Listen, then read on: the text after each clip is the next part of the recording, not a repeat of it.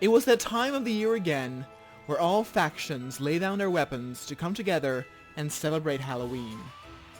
While the Tuscan Raiders went out trick-or-treating on the street, a multitude of fun events were held. The clones rented a huge screen projector to view some of the latest horror movies together as they ate tons of Halloween candy. Some often found themselves not fitting in their armor the next morning. All of the stormtroopers changed their colors to match the season as they visited a lovely Halloween market where they sold scary goods like skulls and other trinkets. There was a Halloween costume contest, and anyone could enter.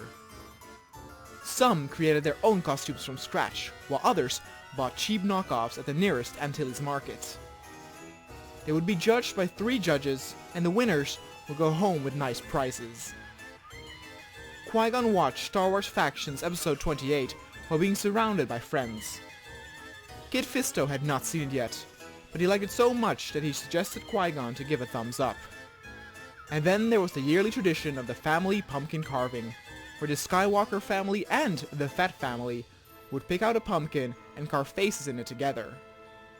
But this year, they were missing a member. Though the Skywalker family was complete, Boba Fett was nowhere to be found. They of course could not start this yearly tradition without the last member, when suddenly Jango received a signal call. It was Boba who sounded panicked. For you see, Boba has been living for a while next to these Geonosian whiners who've been doing nothing but spam the text, "When is the next Star Wars Factions?" in the comments. The whining Geonosians did this day in, day out, without considering their neighbors, and so Boba did what any civilized person would have done. He blew them up with an airstrike. But little did he know that you cannot simply take down a Geonosian whiner, as for when it's full moon, they are destined to rise once again and roam the earth. Fate would have it that this year's Halloween was a full moon, and so the whiners rose again and devoured anyone in their path. And those who got bit in turn also changed into whining, slumbering Geonosians, whining the phrase, "When's the next Star Wars Factions?" One could hear them whining from afar, as their numbers had increased in the hundreds and were now on their way towards Boba's share house. Jango told Boba to stay calm and go to the upper floor. He ordered his son to hold out until he and the others would arrive to save him. Jango explained what happened to Luke and Vader, and they quickly agreed that all of them needed to help in this situation. They quickly rallied all the clones to prepare to fight the whiners. The clones got pumped up when they realized they were going to get some action. Boba and friends tried desperately to hold out, and though they took out a bunch, more and more kept coming. Then finally, his father and the others arrived and opened fire on the incoming horde. They were slow, making them easy targets as they unleashed everything. Blaster fire and grenades shredded some of the horde as a few deviated and headed towards the Jedi and the clones.